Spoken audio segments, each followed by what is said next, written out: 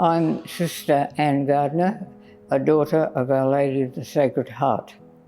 And this year we are celebrating 150 years since our foundation.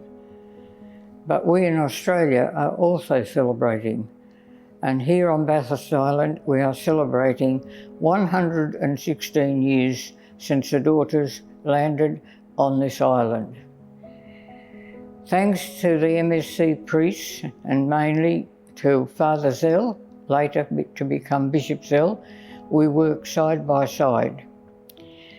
Two sisters came here in 1912.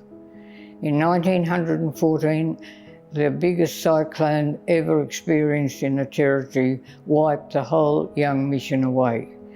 Everything had to be rebuilt. The people stayed in the bush. Father Zell and the sisters stayed here at what was called Niu. Father Zell learnt the Tiwi language so as he could speak to the people about the good news of God. And it wasn't hard for the Tiwis to understand about a spirit because in their lives they believe in many spirits. So this new spirit, the Holy Spirit, was accepted by them. The mission truly had its ups and downs right up until World War II, and during World War II the people were all sent into the bush and Father John McGrath, MSc, held fort here.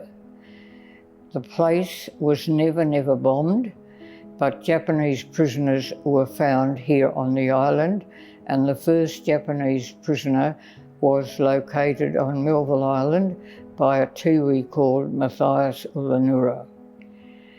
So the Tiwi people faced the World War II, but luckily they survived. There was no war on this island whatsoever. The sisters celebrating their 150 years can be proud of the old sisters who have worked here on Bathurst Island. We had nurses, we had teachers, we had seamstresses, we had rouseabout sisters who did any job that was needed. And I would like to give praise especially to our OLSH nurses who worked down on the beach in a little clinic to help the people coming in from the bush.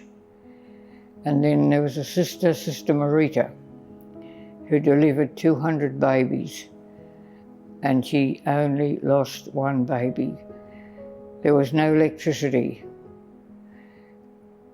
The babies were born in the dead of night with torch, and you survived. But they did it for the love of God and for the love of the people. Many nurses worked here, many OLSH nurses, and to them I give praise and I give gratitude, and I'm sure that the Tiwi people of old will remember those sisters who worked day and night. No electricity, no mod cons, but served the people day in and day out. And then to the teachers who came here quite willing to work at rough. For example, I came here myself in 1953. There was a kitchen, a convent, a presbytery, a girls' dormitory, and a sawmill. That was all that was on the island. There was no power whatsoever. And we did not have electricity until the end of 1960. But people were happy in those days because they are people that had nothing. And then when the mission came, they still had nothing because the missionaries were poor. They couldn't give them much, but they were fed 3 times a day. And if you look around the museum at the different charts, you will see that every adult person had a job to do. And it was wonderful to lie in bed at night. You couldn't sleep, it was so hot, no air cons, no nothing, but you'd hear the strumming of their clapping sticks. You'd hear the songsters going on in their language, and you felt really at peace because you knew that they were happy, they were safe. The mission grew, and when the end of 1960, the people were given a free choice, self-determination. How do you want to go? The same question was asked across Arnhem Land. Do you want to keep the missionaries or do you want to get rid of them? Tiwis voted that the priests and the sisters stay and that they would try to do the rest of it alone. So we feel that we are invited guests. They asked us to stay, and stay we did. And the sisters in the clinic trained health workers, and those health workers of old, they took over at night time. They went to the camp if there was a call. They could stitch up people. They were taught how to pull teeth. They learned all these things from these sisters that we are celebrating 150 years. The teachers, a word of praise to them because they sent to Bachelor, Northern Territory, the first group of Tiwi teachers, young women who wanted to help to educate their children.